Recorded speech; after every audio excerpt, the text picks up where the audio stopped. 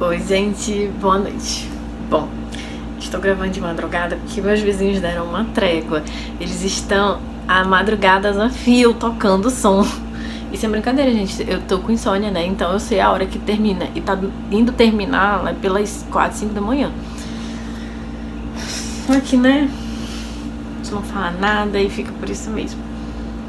E eu não tô gostando do meu cabelo nesse vídeo, mas vai ficar assim mesmo. Que eu resolvi que eu queria gravar alguns vídeos aqui pro canal. Tem alguns livros que eu já li, mas que não tem vídeo aqui porque foi na minha era pré-canal. Mas eu quero trazer esses livros aqui de algum jeito. Então eu já vou dar logo o spoiler. Eu tô me planejando pra fazer um Veda, mas que não vai ser um Veda, né? Porque Veda é vídeo todo dia em abril, né? Mas fazer em novembro. Até pra ver se alavanca um pouco, né, as métricas do canal e essas coisas. E nesse momento está passando uma moto, mas tudo bem. A gente finge que tá tudo certo. Mas tá, vamos lá. Eu vou tentar fazer esse Veda, tá? Eu já tenho algumas ideias dos vídeos que eu vou fazer. Eu tava mexendo na minha página do Notion, onde eu coloco todas as ideias assim, que eu tenho pra vídeo. E eu vou tentar já começar a gravar alguns, né? E a desenvolver algumas ideias, né? Tipo, pegar os livros, separar mesmo os negócios. Vai ter vídeo não só de livro, mas também eu vou tentar incrementar com vlog, se eu tiver alguma rotina, assim, que dê. E os vídeos também eu vou tentar ficar entre 5 a 8 minutos no máximo por vídeo. Pra facilitar pra mim, que sou a minha própria editora. E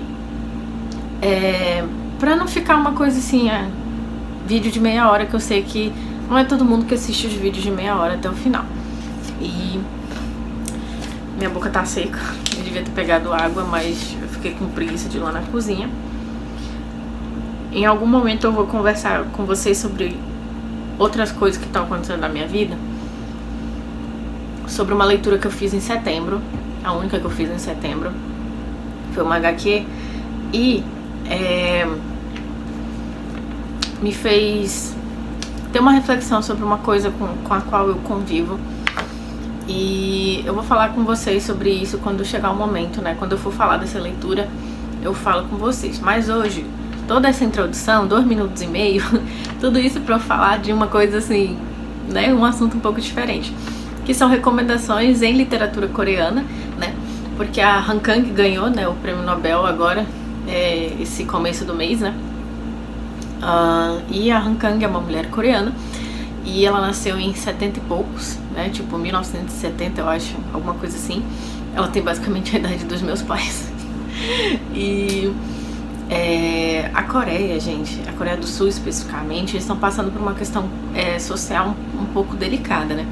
Porque a gente tem uma ascensão do feminismo e o movimento 4B, né?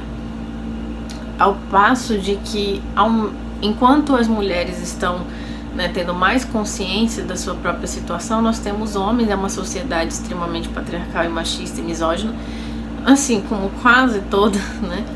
Então é meio complicado falar desses temas, né?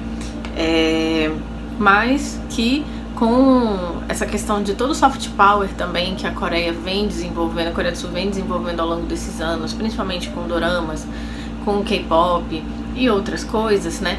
Agora eles foram meio que coroados com essa, né, com relação ao prêmio Nobel em literatura, e que graças a Deus foi pra uma mulher. Todo ano o Murakami é indicado e dessa vez ele perdeu pra uma mulher, e graças a Deus que foi a Han Kang. E que o coisinha, né, o Murakami, ele é meio também assim, homem japonês, né? Um pouco complicado. Mas tá, vamos lá.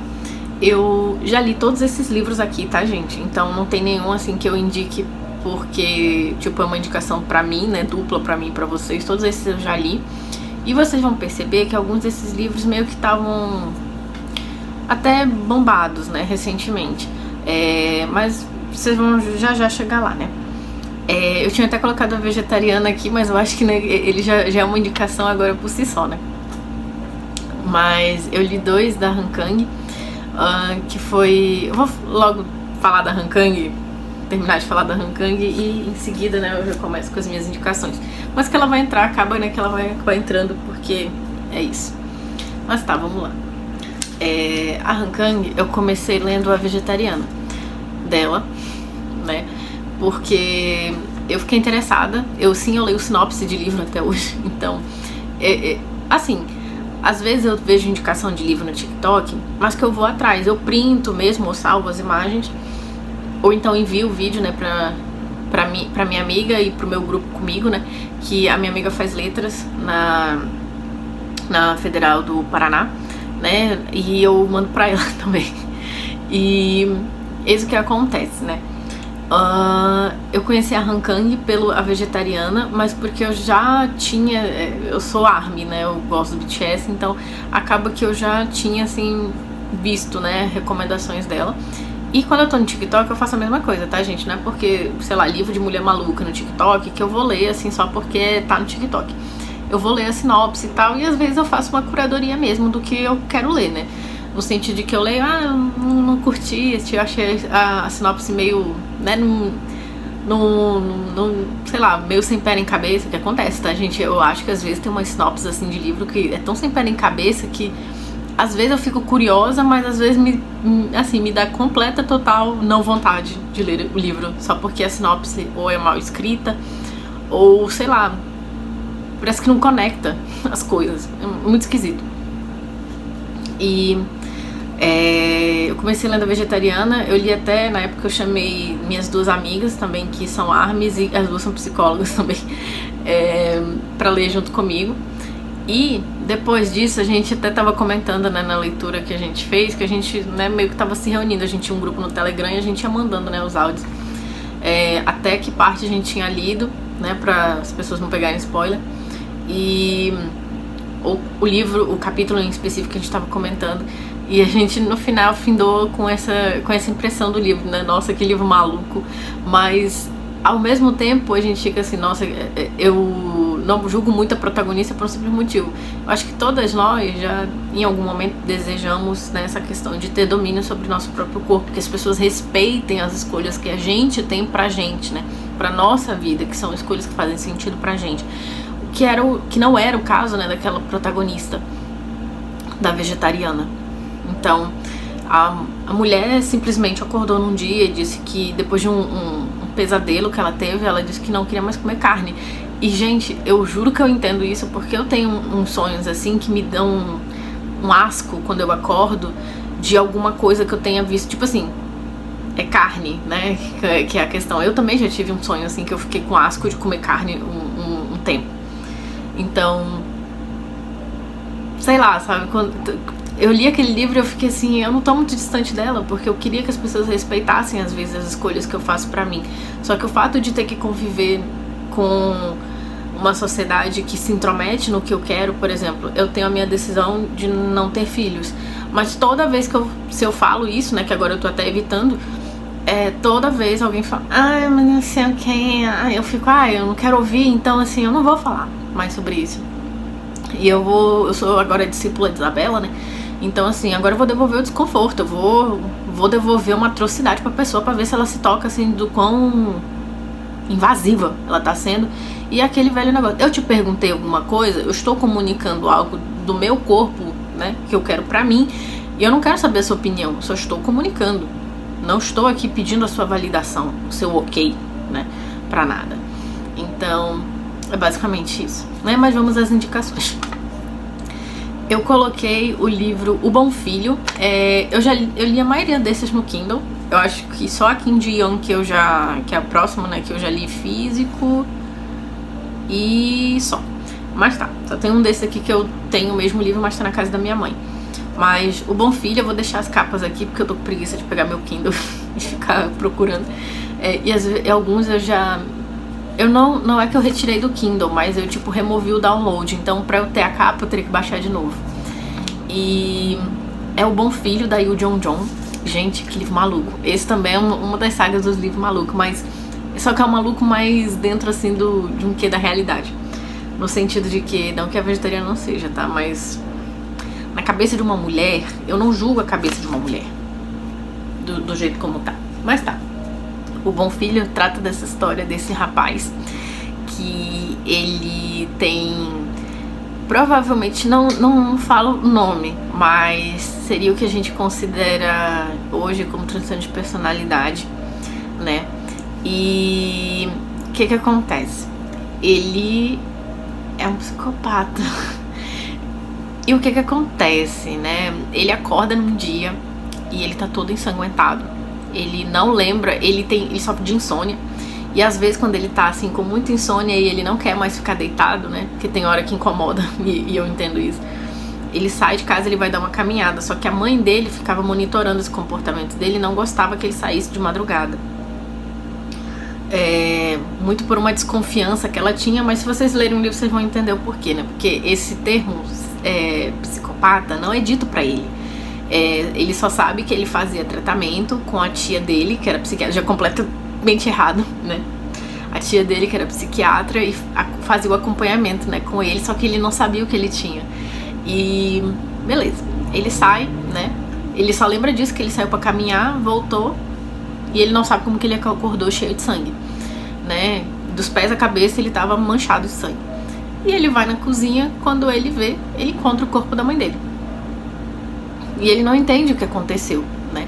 Só que nisso eu já dei um spoiler pra vocês, pra vocês já configurarem aí a situação, né? Então, o enredo do livro é a gente que acompanha pela parte dele, né? A gente só sabe das informações por conta dele. Então ele não é um narrador nada confiável.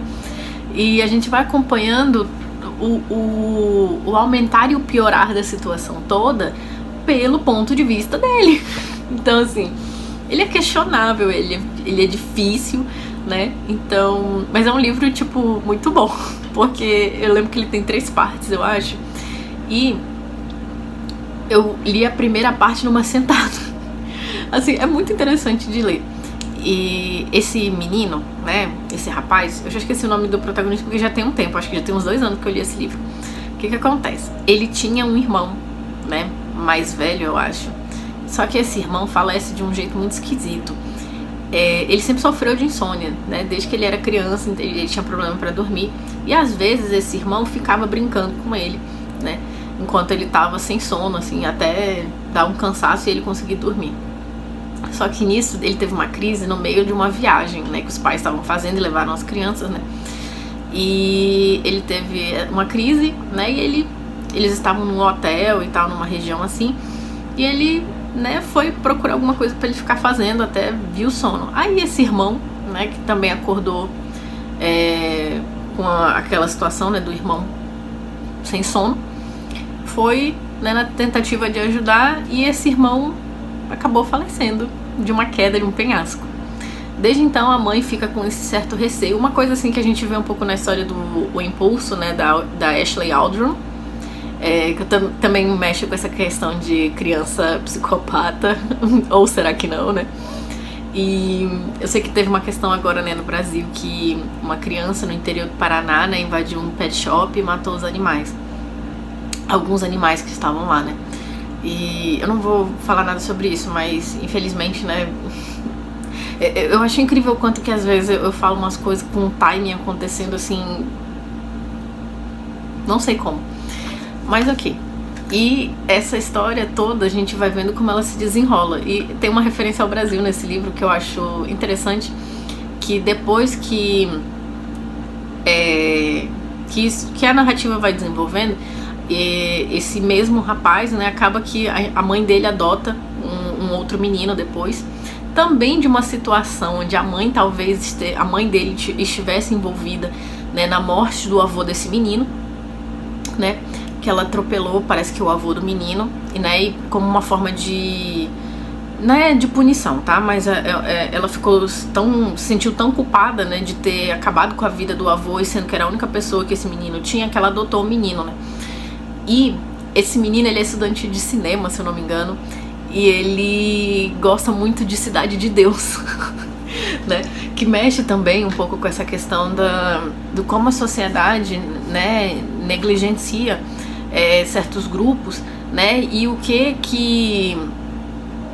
acontece, né, com essas, por exemplo, com essas crianças, que no caso, né, de Cidade de Deus a gente tem a história, né, dos meninos desde que eles eram crianças, né? A gente tem essa história do Rio de Janeiro também contada, né, na vida dessas crianças.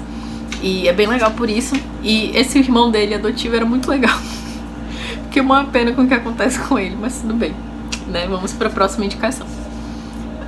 Mas é um bom livro, eu recomendo muito. Ele daria um ótimo... Assim, eu acho que uma ótima série, né? Nem um ótimo filme, mas ele daria uma ótima série, sabe? Daria muita discussão também sobre essa questão de... e crianças que, né, sem supervisão de pai e mãe, que comete esse tipo de ato, né? O segundo, né, o Kim Ji-young, da Choranju.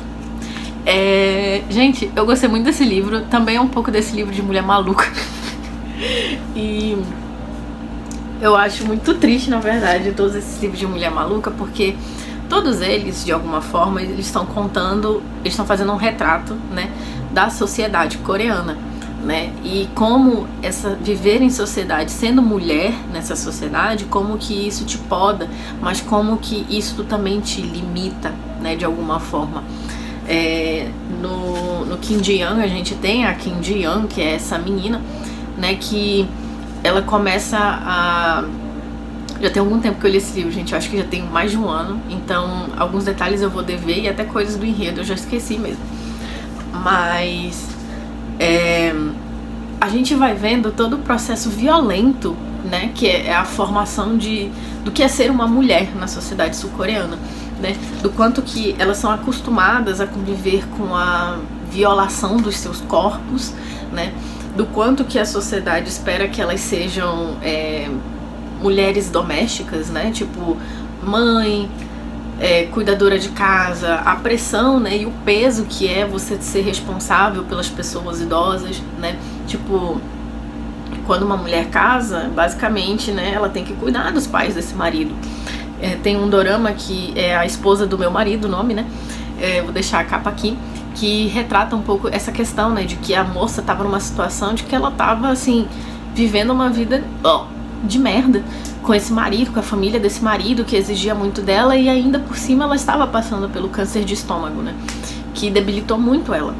Não é à toa que ela trabalhou até o último dia que ela pôde, já estando com câncer, e o câncer, né, já atacando geral, e toda a situação que ela vive, né, com relação ao fato de que ela não pôde ter uma vida, né, e tomar as decisões dela. É um livro extremamente triste. Eu tinha muita raiva acho que era da avó da Kim Ji-young, que ela é como, né, uma senhorazinha coreana, que ela tem aquele negócio de que o neto, né, é sempre nossa, é um salvador, né, um neto homem, no caso um filho homem, é esperado, né, que vá salvar a família. E o quanto que ela destratava, né, a Kim Ji-young por isso. Em terceiro eu coloquei a Han Kang com a vegetariana. Como eu já falei, né, que é essa história dessa mocinha que ela acorda depois de sonhos intranquilos, tal qual Kafka, né, e ela tem um sonho com carne, né, e ela acorda com asco de comer carne, e depois dali ela decide ser vegetariana. Só que eu acho que foi na resenha da Tatiana, e que eu vou me valer porque agora eu já não lembro mais de detalhes do livro. A moça, ela para de comer tudo, consumir tudo que seja de origem animal, então mais dentro do que seria um veganismo, né? Mas vamos deixar vegetariano. E o que acontece? Se não me engano, a tradução de A Vegetariana foi super elogiada, tá, gente? Porque ela foi traduzida direto do coreano para o português. A tradução para o inglês, ela meio que muda o texto, o sentido do texto. E eu já estudei coreano, né? Então eu lembro que de ter ouvido um comentário assim sobre a questão da tradução de A Vegetariana para o português está sendo muito bem elogiada. E acaba que essa moça acorda, né, e ela começa a tomar as decisões da própria vida, né, ela decide o que ela quer, mesmo que ela não esteja... O que é apresentado, né, que deixa a gente meio assim, é que enquanto ela toma essas decisões, parece que ela tá num estado mental alterado, né, parece que a saúde mental dela tá ficando cada vez mais degradada. Não é à toa que no final do livro ela realmente vai para uma clínica psiquiátrica e ela fala, né, ela verbaliza em algum momento que o sonho dela era se tornar uma planta. E era virar uma árvore, e ela ficava horas olhando as árvores que tinha lá na frente parece que tinha janelas e ela ficava olhando, ela ficava muito tempo olhando aquelas árvores, e num desses momentos ela acaba que fala. E ela também para de comer, ela vai parando de comer, ela vai definhando, né? E basicamente é isso o enredo, né, de A Vegetariana. E nós temos o Atos Humanos, né, que se eu não me engano a Han Kang nasceu em Gwangju, e eu acho que é a mesma cidade do J-Hope. Do nosso solzinho Hobby, que agora saiu do exército, a Lily cantou. E o que acontece, né? A Coreia também sofreu com uma ditadura, né? E na cidade de Gwangju eles fizeram um protesto, né? Teve um movimento popular contra, né, o regime ditatorial, e eles foram duramente rechaçados, né? Ao ponto de que até o começo do livro é um começo meio bizarro. Se você for começar a ler esse livro, eu fiquei com o que tá acontecendo? E aí eu me dei conta de que, basicamente, no começo do livro, o narrador, a gente tá vendo o que tá acontecendo pelos olhos de uma morta, né? São os corpos empilhados e ela vai narrando, né? Tipo, o que aconteceu, né? Da repressão que eles sofreram. E eles vão narrando, né? Essas questões que se sucedem, né? Desse movimento. E também vou dever alguns detalhes pelo fato, né, de que eu já li tem algum tempo. O quarto é um dos mais tristes que eu acho, porque é o Por Favor, Cuide Bem da Mamãe, da Shin Kyun-so. Ela... Nesse livro, gente, sério, eu acho que todos os livros que eu li aqui, de alguma forma, eles representam a mulher coreana. A gente tá na cabeça delas, né, vendo de alguma forma o que elas estão pensando. E esse livro é essa senhorazinha que ela vai visitar os filhos na capital e simplesmente esquecem ela. Tipo, ninguém tava olhando por ela, né? Não à toa que até o livro, né? Esse livro, o título do livro, na verdade, ele é uma oração que os filhos fazem, né? Porque essa mãe desaparece, simplesmente ninguém dá falta dela, o pai acha que a mulher tá seguindo ele, porque sempre foi assim, né? E era um casamento bem conturbado, porque a gente vai vendo a história, né, dessa mulher. Esse marido traía, esse marido sumia, mas voltava toda vez. E o que ela ia fazer? Se divorciar? Ficar sem marido, cuidando de filho? Né?